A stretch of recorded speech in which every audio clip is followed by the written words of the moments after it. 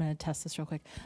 Do I come down there? I feel like I'm No. like, You can hi. be wherever you want to be. But I'm only 5'7" and a half. I have I feel a like I should question be for up you here. before I hand this. I feel like this might be the thing. You do reverse. Okay, I'll do me. I have a question before I hand this over to Lindsay to run Q&A. Start the questions. So, what drives you? That's amazing. For me, it's the idea that the world is continuously being innovative, and innovation and creativity are two different things, just by the way. I know usually we think that they're synonymous, and they're not. Innovation is more so the taking of a particular solution and recycling it and presenting it in a brand new way to make it more tangible to modern day times. So I look at the world through a sense of innovation, as in I don't have to I don't have to create a brand new wheel. We can recreate the wheel right here because it works totally fine. That drives me, so I have to see it. I see everything in the world through a sphere of innovation. But then also, just to be candid, it's those two things that I said before. I want to be as influential as possible. And not like the weird influential, like I want to control the world, I want to be a mind controller. No, that's creepy. We don't want to do that. But how can I use that influence to help people? How can I use it in a positive way? How can I use it in a life-giving way?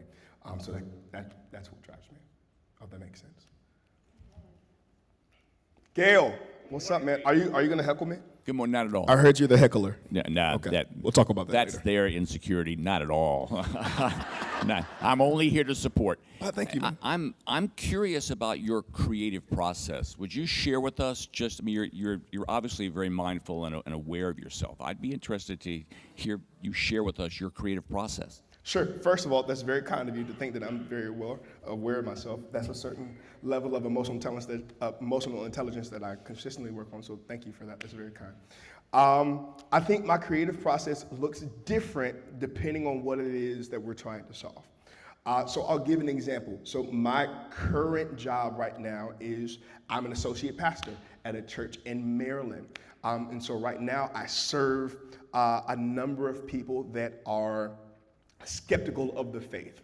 Our primary function is to have people encounter the faith in a brand new way that is disarming, that is distraction-free, and that is life-giving in a way that is not super abrasive or aggressive. I think we've all been in spaces where someone is trying to convince you of something, you're like, whoa, you need to chill out. Relax. So I see it, just for an example, I see it through the lens of a skeptic. And I start creating from there. Hey, what questions could they be asking? How would this situation make them feel? How would this song make them feel? How does this lighting make them feel? I'm seeing it through that lens so that we're solving the correct problems. I think a lot of times certain spaces, whether it be in a nonprofit sphere or a corporate sphere or a religious sphere like me, a lot of times we're answering questions that people aren't asking. So that's kind of where my creative process starts, and it kind of births from there, depending on the problem we're trying to solve. I hope I'm answering your question, Gail. Oh, fantastic, man. Hey, friend, how are you? We're coming. Don't you worry. So I'm going to start with a question. I'm sorry, what's your name? Rebecca. Hi, Rebecca. Yeah, I can't see that It's far. a great talk. Thank you. So my question is going to be a question, and then I'm going to talk for just a moment. Please. But have you considered in the creative process the finality of time? And I'll explain where the question comes from. Please.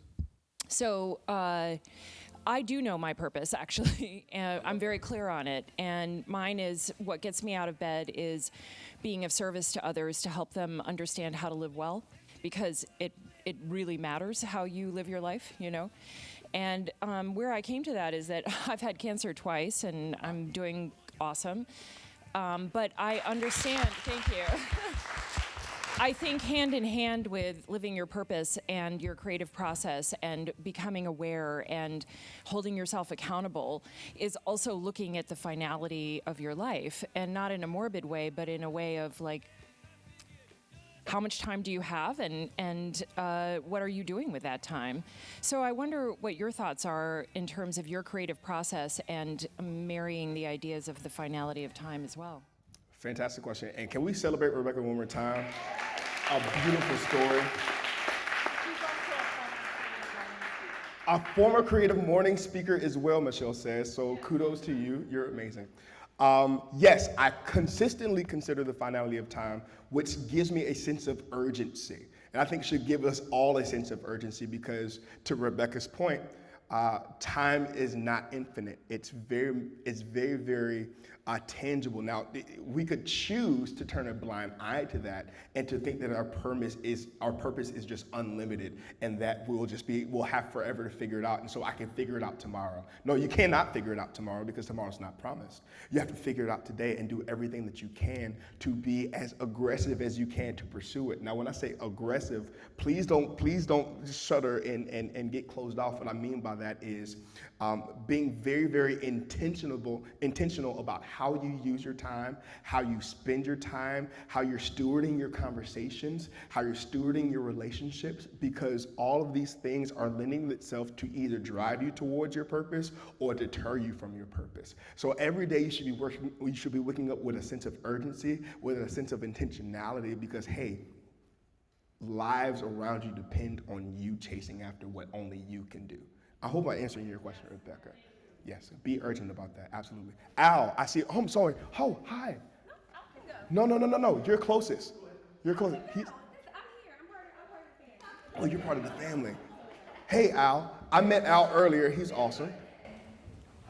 My question is about two questions now. When you talk about your purpose, is that synonymous with your ethos? That just came up when you just said something. Wow, that's Is a that very, kind of very your good ethos? question.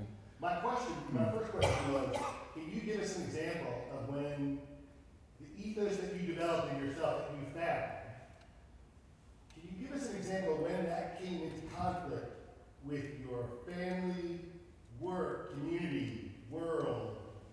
Like, I like the idea of what you're saying, but I'd like to hear about what happens when your vision is not shared by anyone. Okay, all right. Say it again? Wow, man. Give an example. I want to make sure I'm answering, because you asked two questions. Is there a difference between your ethos and your purpose? And I would say yes, but I'll come back to that question. Give an example of where my vision or my ethos or the vision for my life has been contrary to the people around me, or they haven't necessarily gotten on board. Am I understanding the question?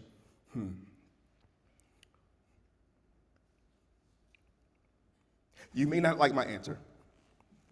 Is this being recorded? Too late now. There's a difference in the value that I put on family, friends, associates, and counsel. Follow me here. I have a family that I am obligated to, that I am committed to. I have children, I have a wife, I have a household by which I am called to steward and take care of. That has to be a part of my vision for my life. Now, I help to lead my household in conjunction with my wife, and there has to be consistent communication by which our visions align. There can't be two visions under the same roof. Here's the thing. That doesn't necessarily apply to my friends. There are friends that I trust that are counsel to me that can help me work out questions or ideas that I have about my purpose, because a lot of times the people around you can see you better than you can see yourself at times. So long as you have the right friends around you, the right people around you, the right mentors around you, the right advisors around you. That's why there's safety in a multitude of counsel, the Bible says. So there's safety in an idea that the people around you are going to see things and call things out of you and affirm things in you and convict you when necessary to grow you into your purpose. Now, there is a fine line between the people who want to influence you to lend you to your purpose and people who just want to influence you to accomplish the purpose of their own lives. People will diminish your purpose for you all to continuously be on the same level. And you have to be mindful of those things, and that's not necessarily a cut and dry, black and white kind of thing. It's up to you to, one, discover your purpose and ethos, because I do think they're not necessarily the same, but they do influence each other, kind of going back to the original question there. But you have to be so sure and steadfast in that, and do the hard work of mining through the relationships around you. Say, hey, okay, these are my family, these are my counsel and my friends, but these are people that they are my friends so long as they are with me for this journey. But at some point, if they veer off and take an exit, there's no love lost. However, we're going two separate directions. Just because you're going north and I'm going south doesn't make you wrong. It just means we're going two separate directions, and that's okay. Just because you're going east and I'm going west doesn't make you wrong. It's just we're going two different directions, and that's okay. But it has to take hard work to figure out what relationships are necessary for each juncture in your life. I hope I'm making sense. At the end of the day, your ethos and your purpose and your vision for your life is yours to carry, and sometimes it takes the hard work of finding out who's along for the journey, who's supposed to stand beside you the entire time, and who's around you for a season of your life. I hope that answers your question, Al. That was kind of around the bend, but is snapping good? Yeah, snaps are good. Snaps all right. Okay, cool. I see people snapping. I'm like, that might be bad. Yeah. Hi, you've been waiting. Did you have a question? I do. So I have an equally as thought-provoking question as Al had. So my question would be, it's fun, it's a two-parter. If you can only listen to one song every day, all day, for the rest of your life, what song would it be and why? I thought Al's question was hard. If I could only listen to one song every day for the rest of my life. All day. All day. All day. Oh, that's something. All day for the rest of my life. Never had to take that back. Or think about their ethos. Probably What's Going On by Marvin Gaye. Now I'm not gonna say easily, but without a doubt, you could play that song and I've never gotten tired of it. Yeah, man, thank you. Yeah, What's Going On, Marvin Gaye. That entire album is a classic. If you haven't heard it, I mean, what are you doing with your life? Yeah, I think that would be it. Oh, yes.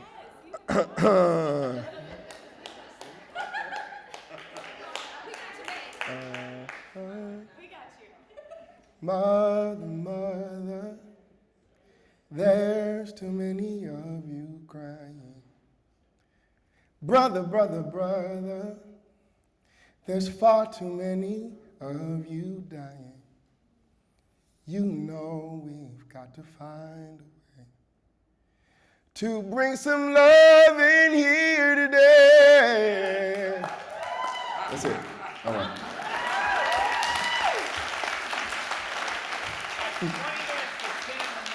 So what is it? That was all right? Yeah, thank you, man. Thank you. Bird, what's up, man? I'm well. How are you? I'm well, thank you. Question for you. The effort and energy and passion it takes to pursue your ethos, Yes. your purpose. Yes. What bothers me now is I hear that in a lot of people, they speak it, Sure. they convert it into this term hustle culture. Oh, yeah. But my challenge with that is, how do you balance that with self-care? Oh, yeah. Chasing 24 hours a day. Sure. At some point, you got to think about, I need to recharge me. But I hear this thing of go, Yeah. never stop. That's how you achieve that goal. Yeah. What are your thoughts on the balance between self-care and that hustle culture mindset? Oh, yeah, man. There is no such thing as balance. I want to completely destroy this notion that there is this idea that you can balance things, because that implies that two things hold equal weight, and they can't. There is a such thing as rhythm, or what I would like to call the dance of life. I'll give you two sides. On the one side, there is work. On the other side, there is rest. There are going to be times in your life where you're gonna have to go hard, where you're gonna have to work long days, you're gonna have to put in the work to get things done, to figure things out, to build the thing that you want to build. However, hustle culture tells you that you need to stay here and never swing back to rest, which is unsustainable. It is absolutely impossible for someone to work at all times. Imagine this. Imagine your computer staying on all day, every day. It starts to be slow, it starts to not function properly, and eventually it dies. At some point, you have to turn your computer off, put it on the charger, in order for it to function the way that it's supposed to be. I know that culture tells you to hustle. Culture will get you in trouble every time because it makes you feel as though you're going to miss out on something. Gosh, Instagram is so brilliant because it makes you feel as though you're constantly, the fear of missing out is right there in your hand. It's right there on your phone. It's right there in front of your face. And if you're not careful, you feel as though the pendulum only swings this way. But it has to, at some point, swing back to rest in order for this to be actually productive. And in order for your work to actually be productive or to be meaningful or to be of any sort of substance or worth, it has to come from a sense of rest. You have to work from rest. You can't rest from work. Does that make sense? I hope so. Hi, Remind me your name again. Jerry. Jerry. Can we celebrate Jerry? He did awesome on the Creed this morning. Such an amazing speaker. So you shared another big thing that you're doing with your life is parenting.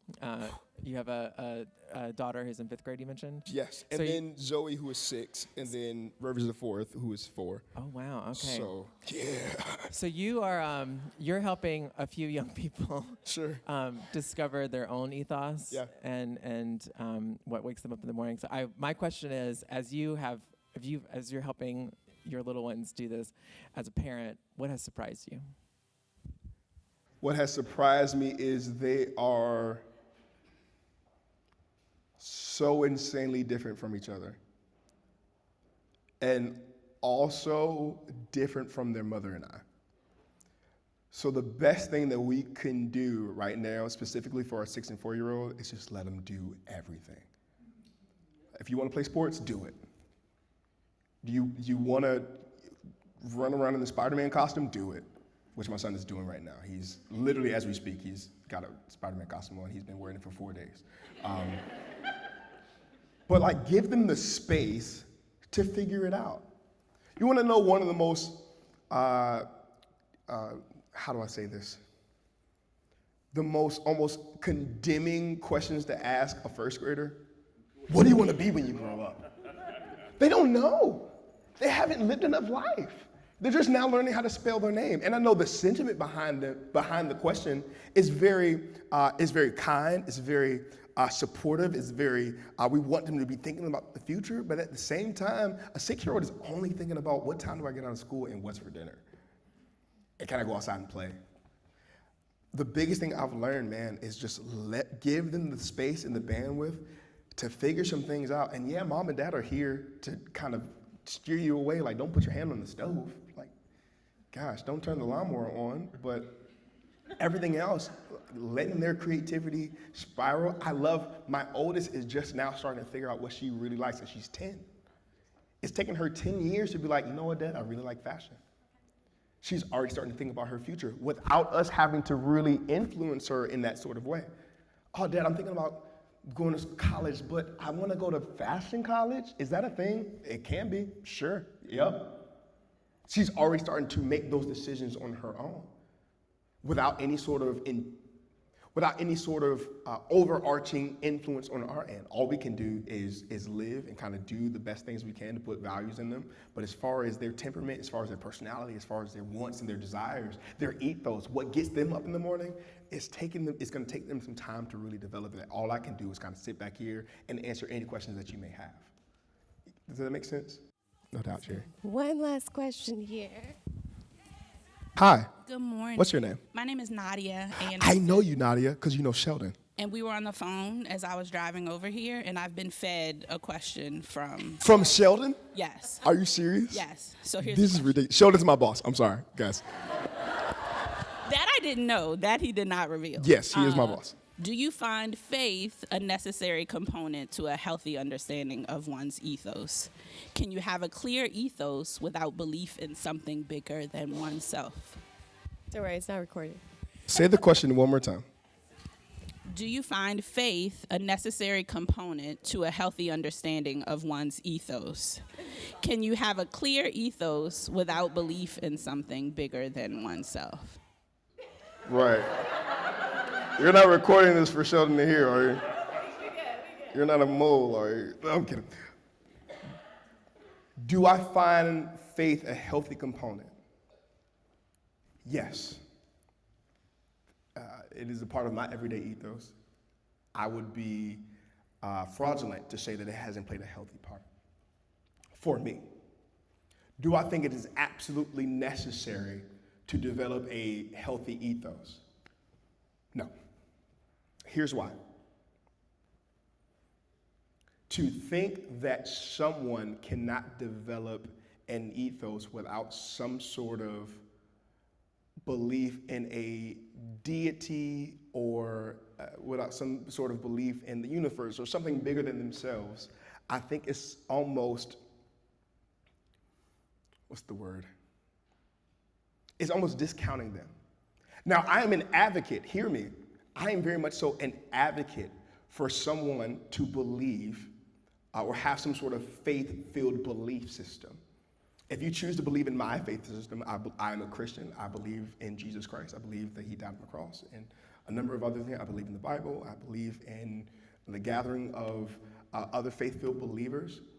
I'm an advocate for a certain lifestyle or a certain faith compass. Do I believe it is absolutely necessary for you to develop an ethos, for you to be of moral upstanding, for moral uprightness? No. But I do believe that you will find the more searching you do within yourself that they are correlated. But we could talk about that more offline. I don't want to make this a conversation about faith and religion. But we can. Maybe the next Creative Morning. Maybe another time. Thank you. Can we give it up for Oh, am I done?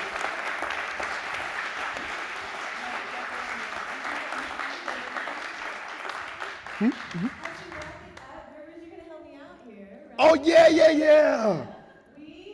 a team member that celebrated a birthday recently. Where's she at? Because I got my hype button too. Happy birthday to you. Come here, because I got my hype button today, so we're going to hype it up. Lauren! Lauren!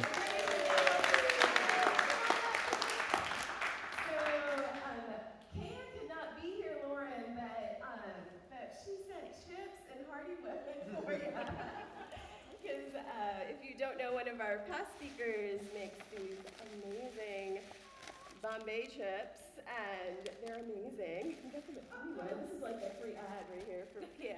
But happy birthday, Rivers is gonna help us sing happy birthday. Are you ready? No, I'm not. This is not a solo. I already sang, Marvin Gaye to you, so you got to sing with me. Are you ready? You ready, Lauren? Here we go. Happy birthday to you. Happy birthday to you. Happy birthday. Happy birthday to you. You guys sound great, by the way.